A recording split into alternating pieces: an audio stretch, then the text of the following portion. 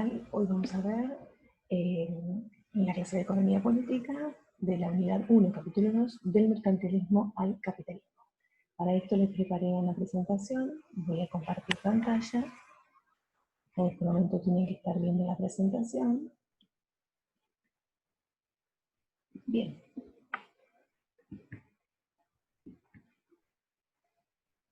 Del mercantilismo al capitalismo.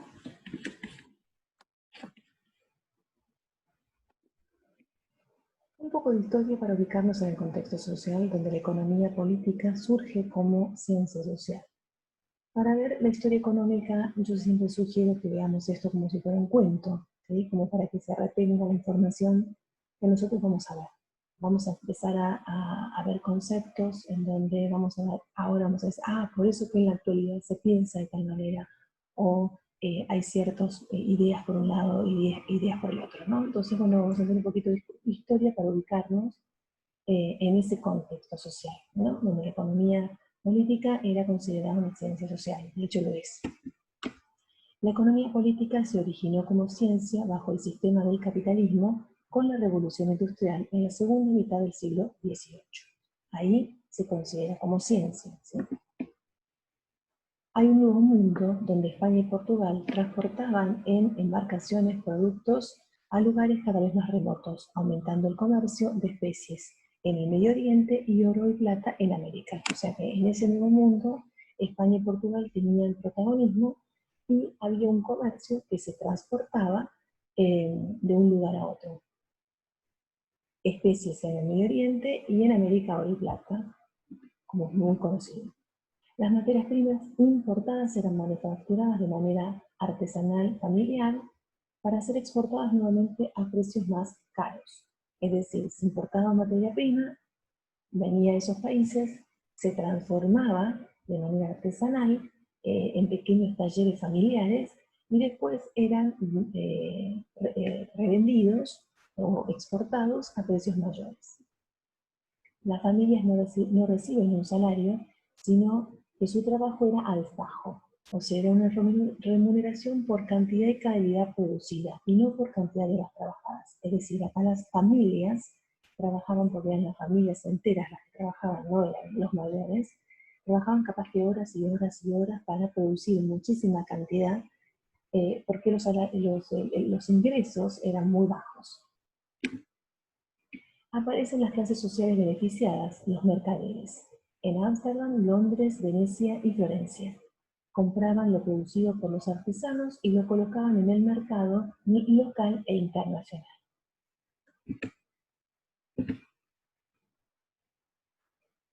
Esto, que llamamos mercantilismo, reemplazó lo que se llamaba feudalismo, que era una unidad territorial de producción agrícola donde la autoridad política y militar estaba en manos de feudales, que residían en castillos.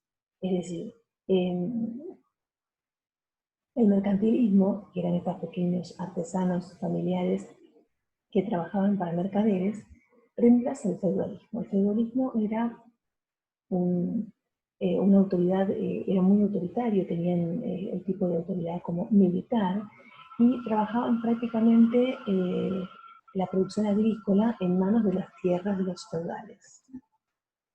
El traslado de poder desde los señores feudales a los mercaderes y autoridades urbanas da origen al Estado-Nación, regulación monopólica del precio como la cantidad producida a exportar, eliminando todo tipo de competencia. Es decir, este traslado que pasa del feudalismo, de trabajar en la parte agrícola para los feudales, a los mercaderes, que eran estos pequeños talleres artesanales, da origen a lo que se llama el Estado-Nación, que era una regulación monopólica de precios, ¿sí? Por cantidad producida para exportar, eliminando todo tipo de competencias.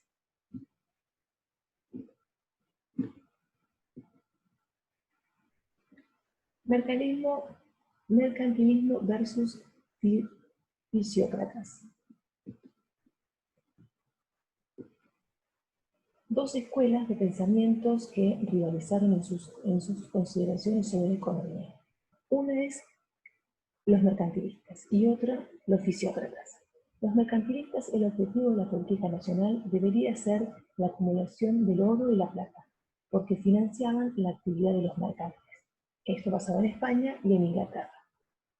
No formaron parte de una escuela economista, sino que fueron comerciantes, hombres de negocios y políticos que escribían para defender sus intereses. Ejemplo, Thomas More y Malthus. ¿Cuál era el objetivo de la política nacional? Debería ser la acumulación del oro y de la plata, porque en base a eso se podía financiar todo el resto. El Estado mercantilista fue promotor de los beneficios de los mercaderes. Las medidas proteccionistas que buscaban reducir la importación de los bienes a la nación mediante barreras arancelarias y no arancelarias fueron su principal instrumento.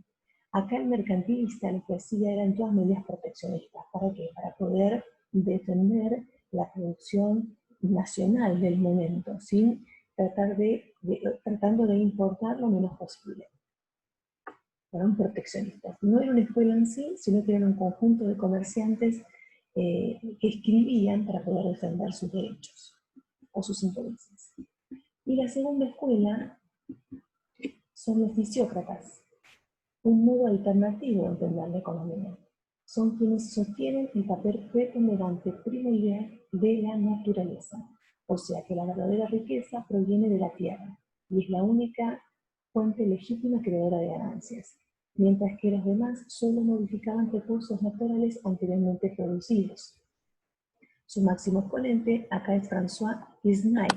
Para él, el único legítimo productor es el agricultor, ya que facilita al hombre todo aquello que es necesario para subsistir. ¿Cuál es la diferencia? Para el mercantilista, la base de la riqueza estaba en la acumulación del oro y de la plata porque les permitía financiar todo el negocio. Para el fisiócrata, la verdadera riqueza estaba en la naturaleza, porque eso les permitía producir todos aquellos bienes que se necesitan para subsistir, para vivir. Aquí tenemos dos conceptos de economía de ese momento. Y pasó algo muy importante, que fue la primera revolución industrial. Esto trajo muchas transformaciones y fue muy importante para el mundo. Grandes transformaciones sociales, políticas, tecnológicas y económicas a mediados del siglo XVIII, especialmente en Gran Bretaña, que va a cambiar esa estructura de poder. La revolución industrial se caracteriza por sustitución del trabajo humano por máquinas, es decir, reemplazamos a las personas por las máquinas que vienen, porque eso fue una de las grandes transformaciones que trajo la revolución industrial. Sustitución de la fuerza animal por la energía inanimada, tanto sea hidráulica como a vapor. Había transporte, dejaban de transportar con animales para pasar a transportar por barco, por ejemplo, por tren. Nuevas formas de transportar mercaderías, de transformar mercaderías, aparecen las máquinas de hilar y las máquinas de tejer, concentración de la producción bajo un mismo establecimiento, fábricas. Y se deja de producir en esos talleres familiares, que eran en sus casas, donde trabajaban toda la familia en sí, para agruparse en sectores de la ciudad y empiezan a aparecer de a poco las famosas fábricas. Acá tenemos una imagen de lo que acabamos de mencionar. Un hito, podemos decir, fin del mercantilismo y origen del capitalismo moderno, junto a la división del trabajo como forma de producción, fue esencial. O sea, el hito que pasó en la primera revolución industrial es esto: fin del mercantilismo, los mercaderes y los talleres familiares, y da origen al capitalismo moderno, junto a la división del trabajo, como forma de producción esencial. La división de trabajo era que cada individuo se especializa en una parte del trabajo para realizar. Como se agrupaban en las fábricas, también se dividían por especialidades. Había cierta cantidad que hacía determinada función, otra cierta cantidad que hacía determinada función, y era todo como una serie, se respetaba. En un momento la actividad de manufactura era desarrollada por los artesanos. A medida que los mercaderes se enriquecieron, compraron paulatinamente herramientas, maquinarias y talleres, antes en manos de artesanos, convirtiéndose en industriales. O sea, esos famosos mercaderes empezaron a enriquecerse y empezaron a hacerse de herramientas, maquinarias, comprar esos mismos talleres, como les decía, y se convirtieron en industriales. Aparecen distintas clases sociales entonces en este momento, en este periodo de la primera revolución industrial. ¿Cuáles eran? Los industriales o capitalistas que controlaban los medios de producción, los asalariados, conjunto de trabajadores que prestaban su fuerza de trabajo en las cadenas de producción de las fábricas, y los terratenientes que eran dueños de las propiedades privadas. Había muchos industriales que no eran dueños de propiedades privadas. Entonces les alquilaban los terratenientes sus propiedades. En algunos otros casos sí, pero existían estas tres clases de sociales en la época de la primera revolución industrial. Hecho importante en esta época, el traslado de las grandes masas de población desde los ámbitos rurales a las ciudades. Entonces, hubo un hecho importante que está relacionado con la demografía. Como les comentaba, al dejar de funcionar los talleres familiares y concentrarse en fábricas en las grandes ciudades, lo que pasó fue que esas familias que vivían en el área rural pasaron a trasladarse a la ciudad. La primera revolución industrial duró aproximadamente hasta 1850 y ocurrió en Gran Bretaña.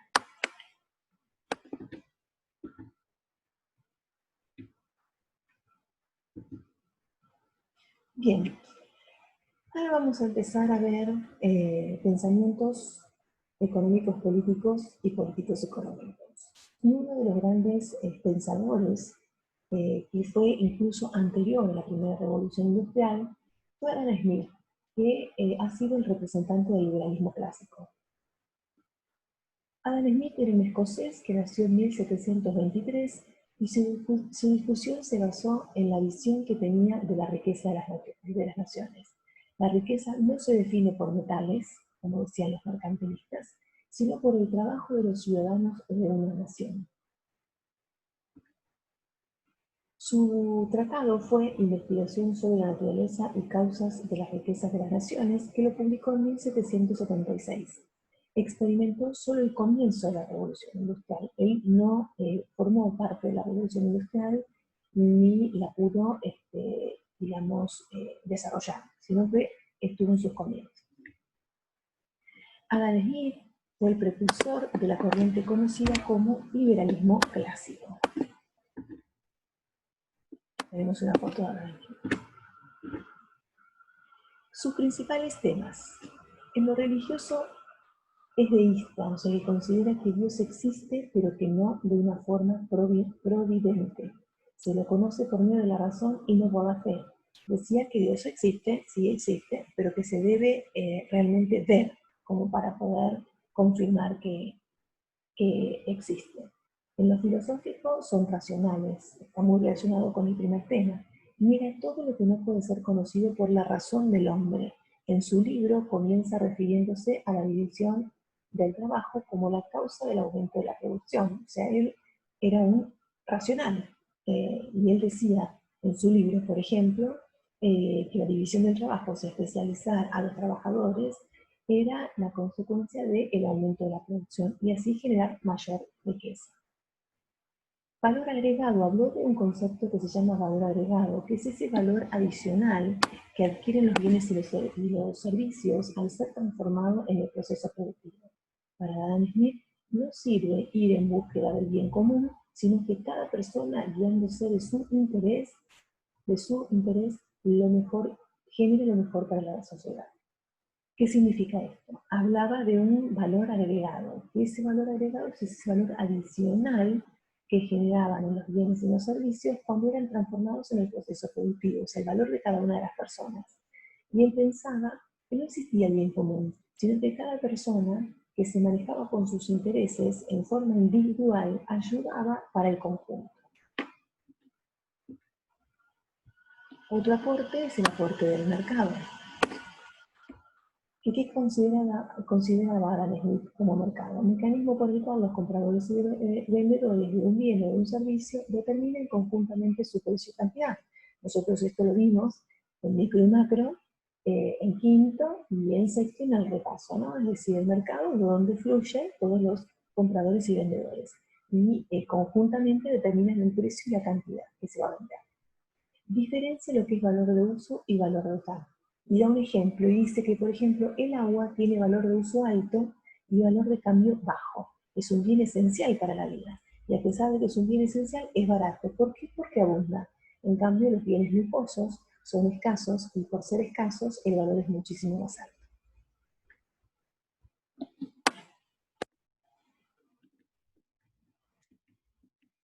Bien, entonces sus principales aportes, decimos que era deísta, que era racional, nos da el concepto de valor agregado y el concepto de mercado, y hace una diferencia de valor de uso y valor de cambio. Y también aporta la teoría del valor del trabajo.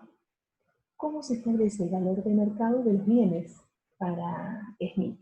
Y Smith dice que se tiene que tener en cuenta cuatro conceptos. El salario, que es el total de horas de mano de obra del trabajador. Recuerden que antes, en la época de los mercantilistas, recibían un ingreso en base a la cantidad y a la calidad. Bueno, acá Smith considera salario al total de horas de mano de obra de un trabajador. Ya empieza a limitar la cantidad de horas. Beneficio es el beneficio que genera la ganancia para el capitalista. Renta es la parte que se debe abonar al terrateniente por utilizar sus tierras. Y acá hace una aclaración. Dice que la acumulación del capital es una de las consecuencias del capitalismo. Ante la falta de la libertad de comercio o ante las restricciones, destruye ese capitalismo. Porque cada Estado debe producir todo lo que necesita y no puede comprarle a otros lo que produce de forma más eficiente. Acá empieza a dar un concepto de proteccionismo, Adam Smith, donde aclara que cada Estado debe producir todo lo que necesita. Y es bueno en eso. Y solo debe importar lo que no es bueno. Ya empieza a dar un concepto de proteccionismo. Y la eficiencia, que es la capacidad de lograr un fin empleando los mejores medios posibles. Entonces, ¿cómo consigue el valor del mercado de los bienes? Teniendo cuatro conceptos: el salario, el beneficio, la renta y la eficiencia. Todo eso conforma el valor de un bien.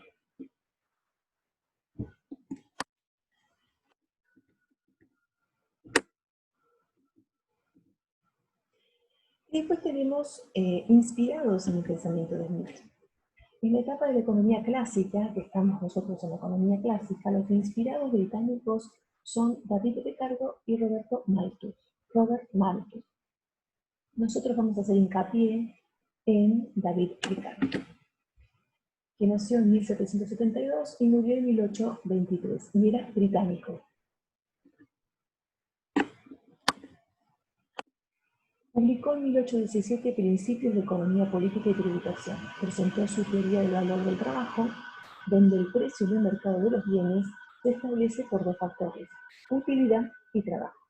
Recuerden que para Adam Smith estaba también el salario, la renta, el salario, la renta, la eficiencia y lo que se le pagaba a los terratenientes, el beneficio. ¿Sí? Entonces, para Adam Smith, el valor del trabajo se definía por la utilidad y por el trabajo incorporado. La utilidad estaba relacionada, si no puede satisfacer necesidades, carece de valor. Por ejemplo, la renta diferencial, dependiendo de la calidad de la tierra, a mayor productividad, mayor renta para el terrateniente. ¿Qué significa esto?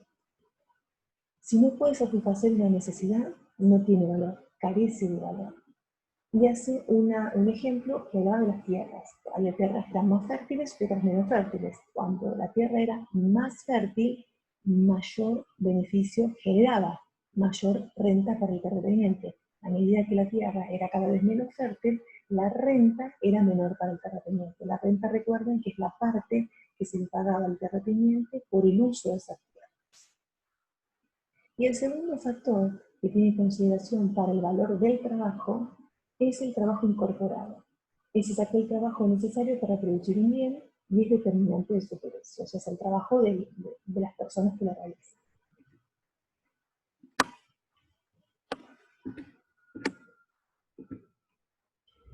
La teoría de Ricardo y Smith relacionadas al precio de los bienes se diferencian en su consideración sobre la renta.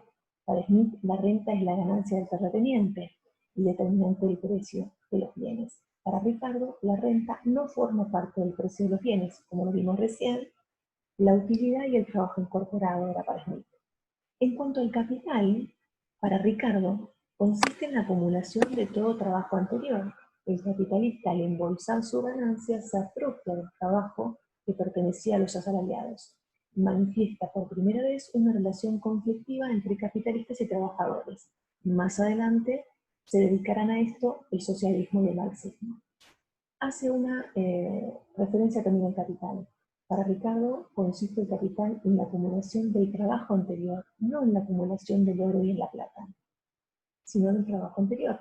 El capitalista, al embolsar su ganancia, se apropia del trabajo que le pertenece a los asalariados y empieza a manifestarse los primeros conflictos que existen entre los capitalistas y los trabajadores.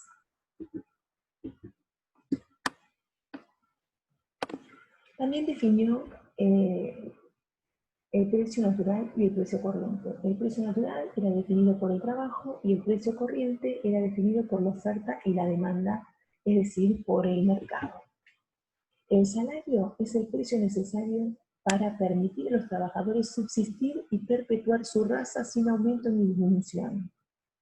Es decir, el salario no es por la cantidad de horas trabajadas solamente, sino es un precio necesario para poder subsistir y perpetuar en la raza. Y finalmente habla de las teorías de las ventajas comparativas. Esto también se ve mucho en la actualidad, ¿no? Esto es el inicio de las teorías de las ventajas comparativas. Y establece que los países deben esforzarse en la producción de aquellos bienes en los que son más eficientes e importar el resto. Es una justificación de la división del trabajo a nivel internacional. En esto coincide con Smith. ¿Por qué? Porque dice, cada país debe producir lo que se especializa y lo que es bueno. Y el resto sí importarlo, pero no importar todo y manufacturarlo acá, transformarlo y después venderlo, sino producción nacional de lo que se especializa y de lo que no se especializa o de lo que no es bueno, ahí sí importarlo y respetar el mercado internacional.